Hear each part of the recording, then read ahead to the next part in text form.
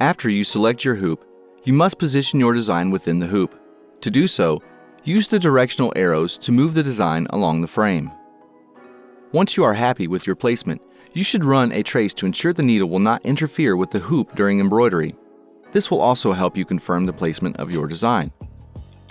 While tracing, your machine will move to needle number 1. Follow along needle number 1 to see where your design will be embroidered.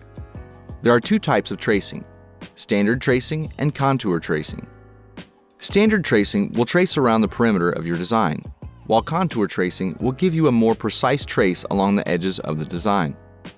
To perform a standard trace, click on the design tracing icon. If the machine prompts you to enter embroidery status, select OK. The machine will then trace along the perimeter of your design in a rectangular shape.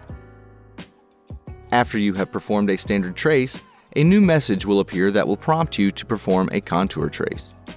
You may then select Trace Design Outline to contour trace. Keep in mind, you may continue both tracing techniques as many times as needed. However, only standard tracing will lock your positioning in.